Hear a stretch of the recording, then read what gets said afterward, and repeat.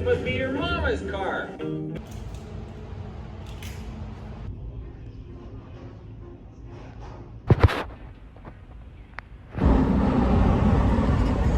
Hello again.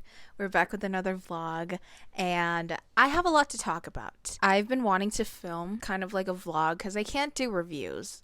Learn from that. Cannot do it. I've been wanting to just film me talking about the Greenbone Saga because I finished it. Before we get into that, just more recently, I did finish a couple of books, but I'm only going to talk about one of them. But today, oh my god, I went to 2 different Barnes and Nobles because I had time, and I got 4 new books. I'm super excited about them. Just to quickly share them, first one is 6 Crimson Cranes, and I really am in my fantasy era again. I'm so happy, and I think that has to do a lot with the Greenbone Saga. I forgot how good fantasy could be, and I'm remembering just how much I love it. I got Delilah Green Doesn't Care. I'm very excited about this one. I've heard a lot of good things about it. It's been on my TBR list for a while. I just never had like a copy to read, so I finally got one. We got A Scatter of Light by Melinda Lowe. Last night at the Telegraph Club literally impacted me so much, and I'm so excited to read this. I read at the end of the synopsis or summary here, it says that this offers a glimpse into Lily and Kath's lives since 1955, like 20 years after. So I'm super excited. I'm super happy because if you watched my last vlog, I talked about how the ending was a little bit ambiguous, and so I'm really happy and really excited for this one. And then the last book that I got was Pride and Prejudice because I love the 2005 movie so much. Oh my god, like that is one of my comfort movies. It just does it. Like every time I feel like shit, I put it on and I feel 100 times better. It is such a good movie. I mean, back then I was kind of like, I really don't care to read the book because I love the movie so much. But like very recently, I think like 2 days ago, I re-watched the movie, and I don't know, something came over me where I was like, you have to read the book like right now. So I got a copy because my library card is not working right now, and it's not on Kindle, which I am very surprised about. I feel like this should be on Kindle. Anyway, I got a physical copy, so super happy about that. Okay, about the book that I recently finished, and by recently I mean like yesterday. I finished it yesterday. Happy Place by Emily Henry. It is so good. It is absolutely like magnificent masterpiece. It made me cry so many times. So talking about it, a little mini review about Happy Place. I was really nervous about reading it at first because the structure is very similar to People We Meet on Vacation, and I didn't really like the structure in People We Meet on Vacation. And what I mean by that is that it tells the story in the present while also telling the story in the past. And in People We Meet on Vacation, I think like the thing that I didn't like about it was really just this like slow burn type of thing. It's very like Love Rosie-esque, where it's like it took so fucking long for you guys to get together, and it's kind of breaking my heart a little bit. And so I think that's why I wasn't really like in love with it. Like there's nothing wrong with it, it's just it really frustrated me, and so that's very much a me thing. Editing me here, that was actually a shit explanation as to why I didn't like the structure. I didn't like the structure because the whole kiss between Poppy and Alex was kept like a secret from us when it wasn't that serious, and it's through Poppy's like inner monologue, like her perspective. So I don't understand why like she keeps it a secret from herself. It makes sense, like she's ashamed of it or she's embarrassed of it, but to hide that fact from readers, it just like really frustrated me. And I don't know, it felt like things ended on more dramatic terms than it actually did.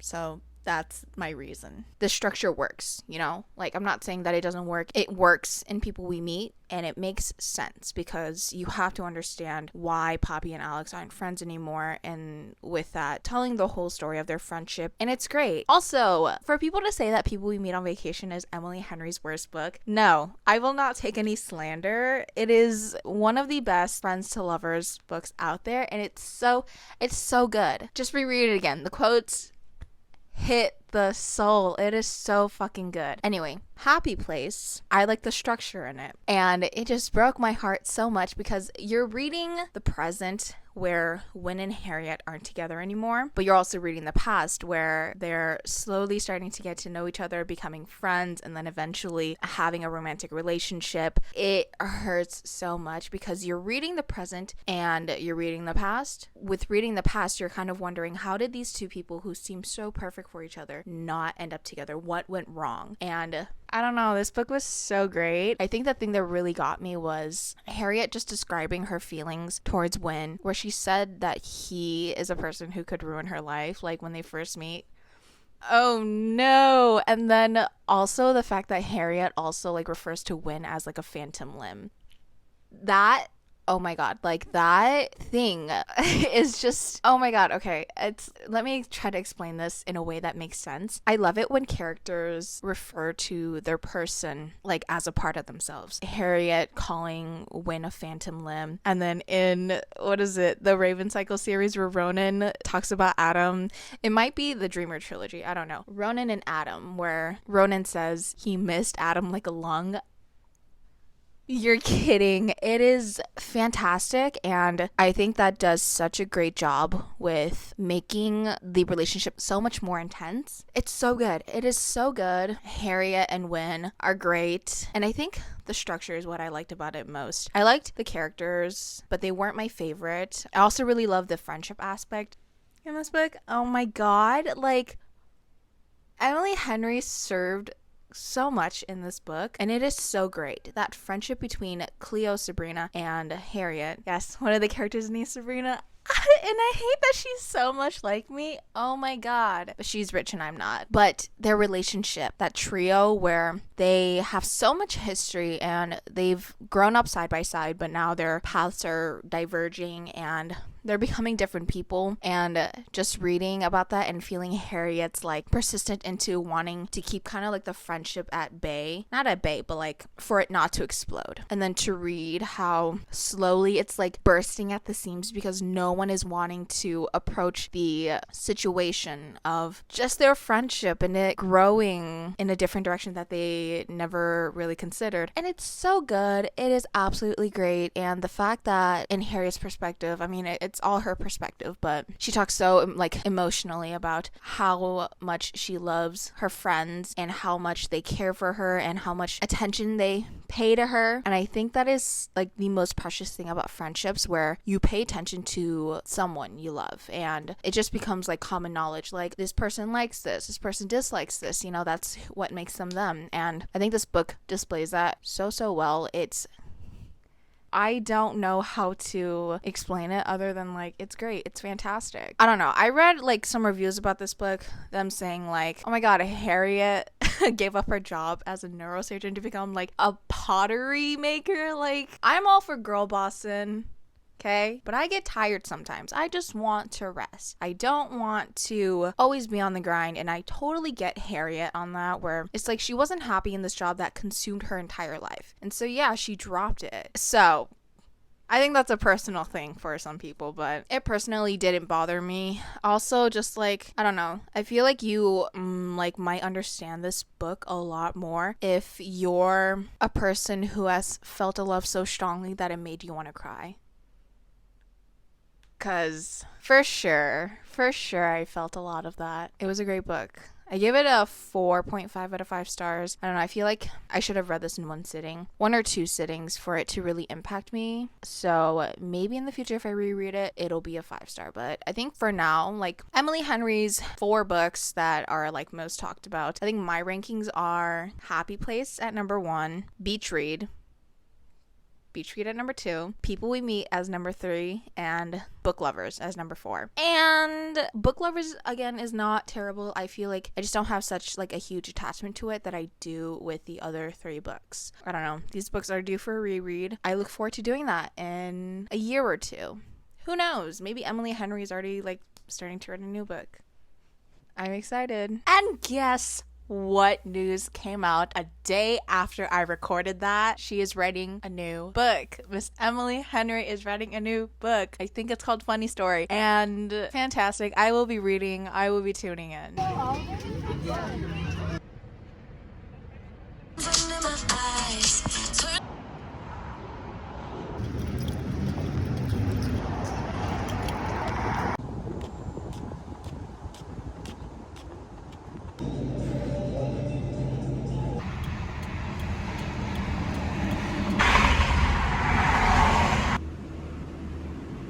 It has been a week, and I've since finished Jade Shards. I finished it like a while ago, so talking about it a little bit, I posted my Greenbone Saga review, so if you want to go watch that whole mess, please go do. It's actually the longest video on this channel. I didn't think that anything would surpass the Ember review, but unknowingly I did it. So talking about Jade Shards, I really liked it. I think the short stories were so fantastic and they added so much more nuance and like depth to the characters and the relationships and the plots that happen and all the different interactions.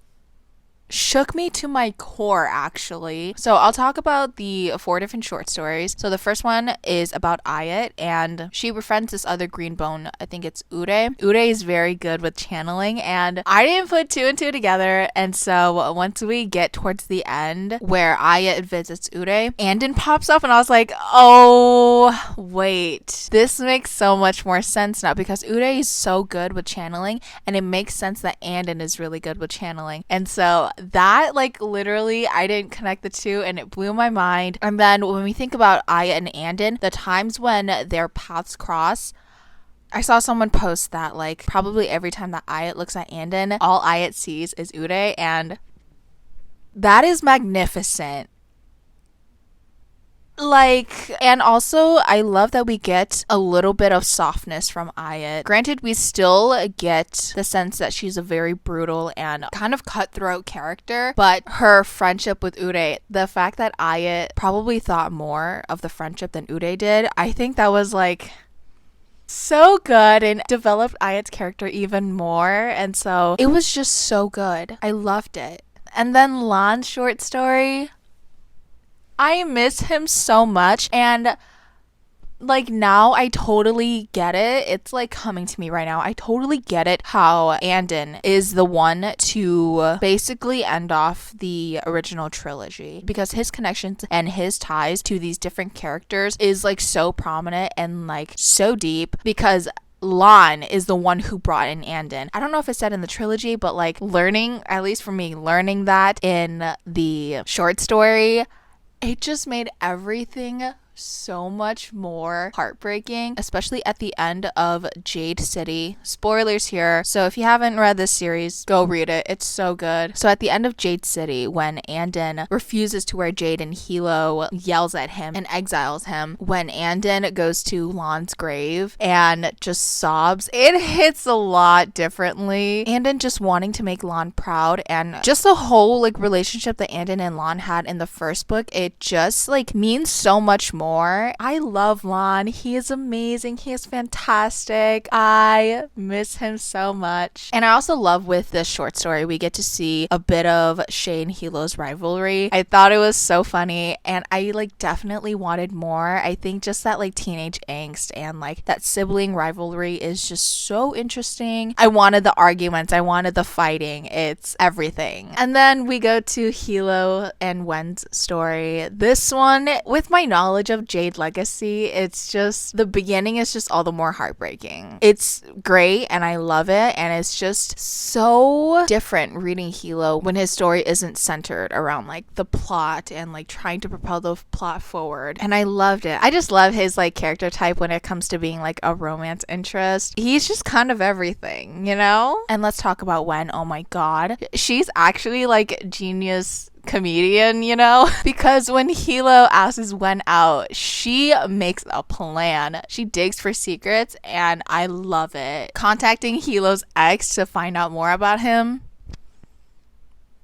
We could all learn a few things from Wen, and just the scenes themselves with Hilo and Wen getting to know each other and how they found a connection together and how they ended up together, and also just seeing them in such a relaxed state was amazing, and I love them. And then Shay's story is the last one. This was everything that I was wanting out of Shay, out of the whole trilogy. Shay talking about her insecurities and kind of this one-sided rivalry with Hilo, I thought was just added so much more depth to her character, and the fact fact that she earns her jade from her grandfather and not in the way that Hilo did, and then Shay feeling some type of way about that, it was so good. And also to see Shay kind of find a purpose with being a spy. I think all of it developed her character so much. And again, I so wish we got this in the original trilogy. And talking a bit more about Andon and his relationship with Lon, I think it's just so fascinating because when Lon dies, Andon essentially loses a parental figure. And just like seeing Hilo and Andon versus Hilo and Lon, like that is like night and day. Jade Shards is just so good, and it really makes me want to reread the trilogy again, even though I just finished it. It was fantastic, and I think it does really well what a prequel should do, which is add a lot more depth and development into the already written trilogy. So yeah, I gave it a 4 out of 5 stars. Talking about my recent read, I started The Sword of Kaigen. I only found out about this because I was looking up things about the Greenbone Saga on Tumblr, and someone wrote that the way that Takeru Matsuda is written is in the same vein as Hilo, where they're characters who you shouldn't root for, but you sympathize with them. And so that really interested me because I feel many types of way about Hilo. So I picked up this book, and honestly, like, Takeru doesn't really show up that much, and I'm completely fine with that.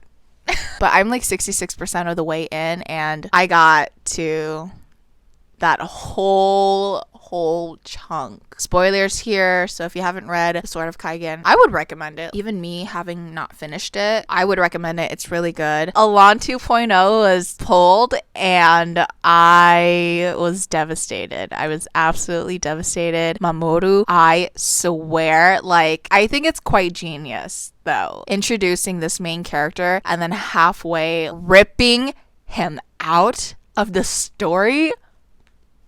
I think the way that the author ML Wang wrote Mamoru and his character was just so good. He's a 14-year-old boy who is destined to have this violent future and is destined to have this future that's full of big responsibility and big things. And then for him to kind of like start to question the world was really fascinating. And I didn't see that. I didn't see his death coming. It's just absolutely heartbreaking because Mamoru, you can like feel like the amount of potential that he has, especially in that fight scene with him and Misaki. Don't even get me started on Misaki. I will talk about her. She is everything. But that scene between Misaki and Mamoru when they're training or like practicing, fighting, whatever, the potential is there. And also with Mamoru and his academy or his school, like you can just sense how great of a warrior he is and like how much better he could get because he is only 14. The fact that he dies, it like didn't register to me, and I thought it was something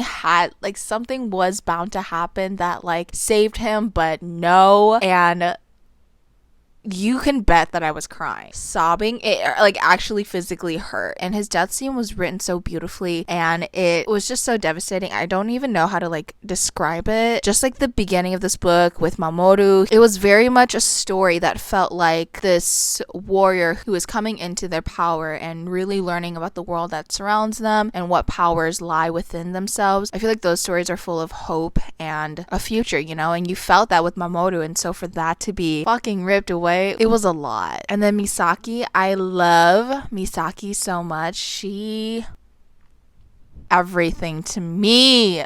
Oh my god. She is fantastic, and I love that we get scenes of her past and then also like her in the present. I think it adds so much more to a character and really shows us what she could do or what she used to do. And also Misaki not being the most morally good person is fantastic. I think having a main character with a sense of brutality and violence and whose morals are kind of like is much needed in a story like this. But Misaki is just so great. I love her. And then her like going to find Mamoru was absolutely devastating. I read that and I could not stop sobbing.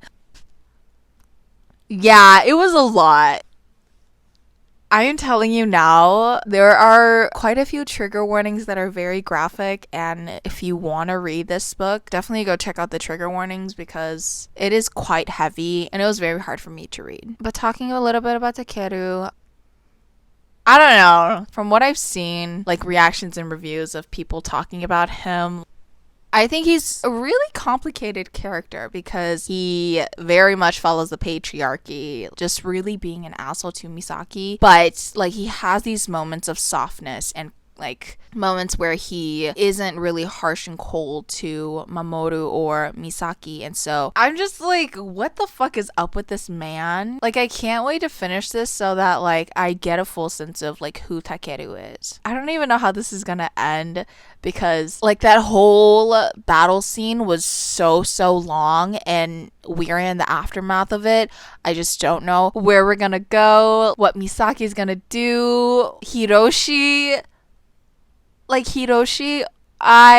he is a character who I would love to read about, especially in the days when he is a teenager going to an academy and then an adult and then just like being one of the people who can wield the whispering blade. Like, this book is a lot and I can't wait to finish it.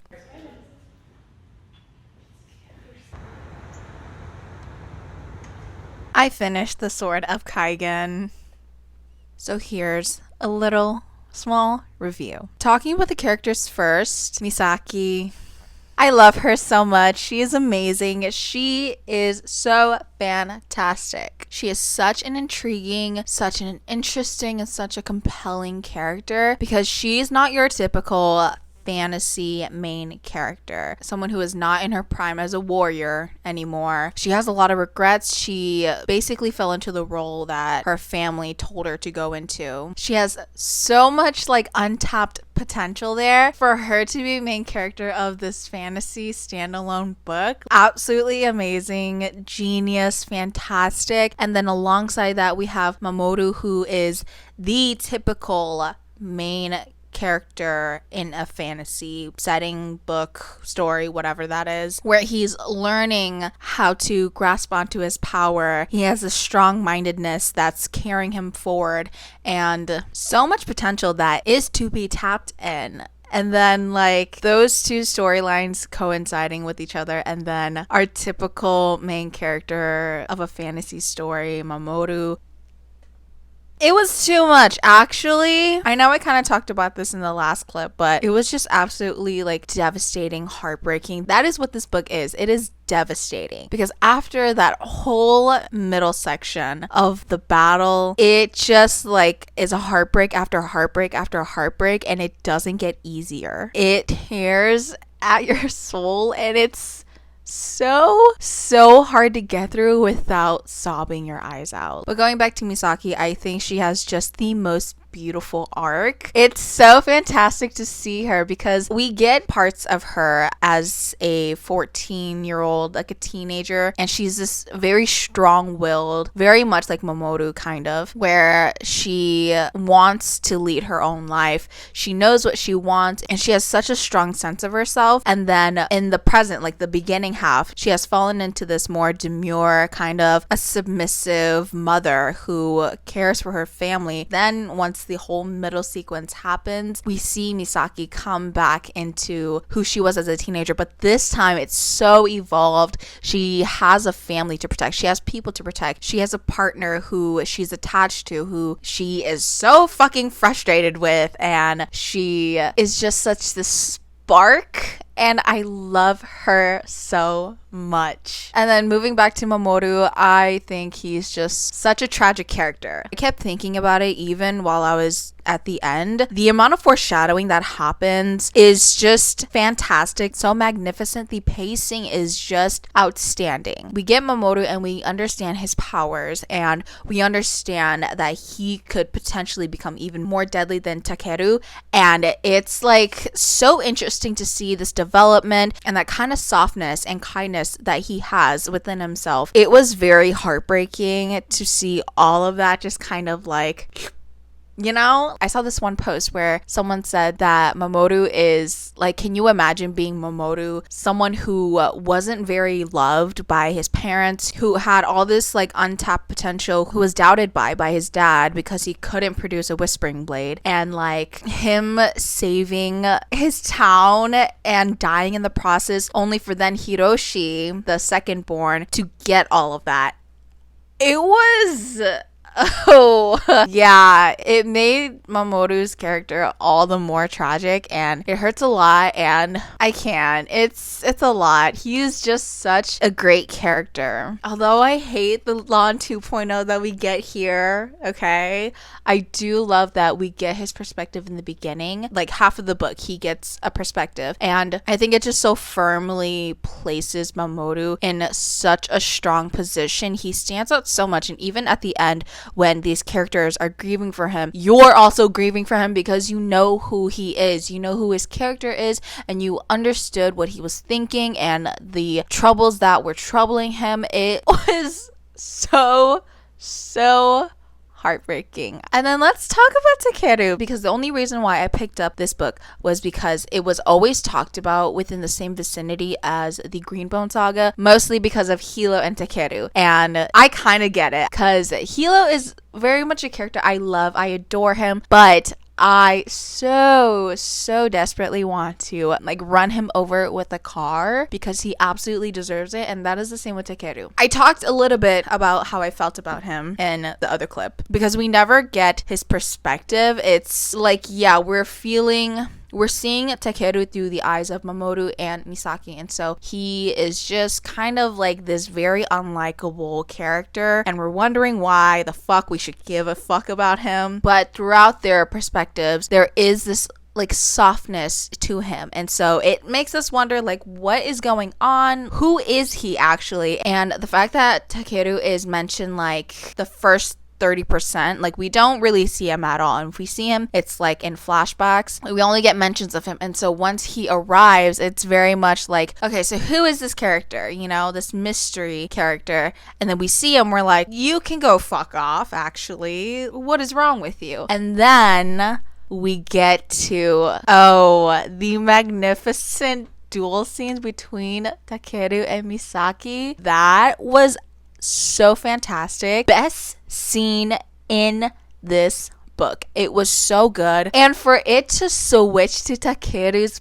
point of view, like for just like a little bit, magnificent actually, because we get inside the head of Takeru and we understand how he sees Misaki, and we understand kind of a little bit of the grief that he's going through. It is so amazing. The fact that Emma Wang just like was able to make us sympathize with this unlikable character, that is fantastic, and I love it so much. And then by the end of it, you're kind of like begrudgingly rooting for him because it's like, it's so difficult. And I think that with the bits of softness that we see in the beginning part of this book with Mamoru's perspective and Misaki's perspective, it really adds to his character when we understand what he's been doing and what he's been going through. And it was just like a perfect touch, because it can't just be like this unlikable character and then suddenly like, oh no, he has an excuse. It was planted and it flourished. This was just so good for a standalone fantasy too. It was perfect. I think the pacing was amazing. The world building was,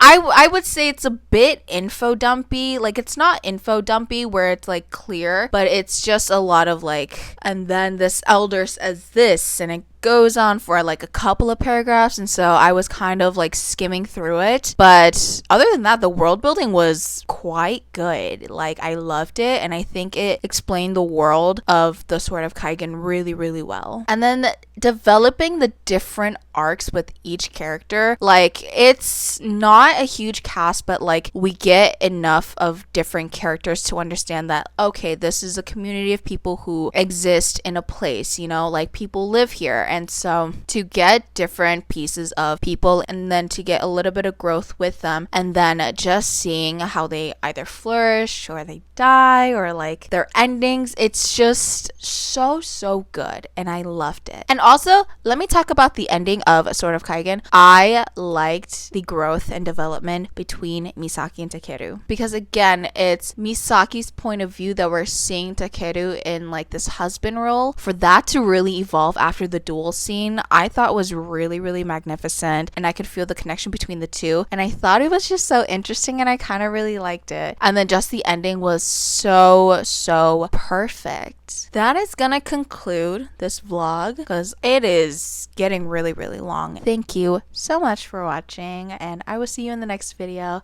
Goodbye.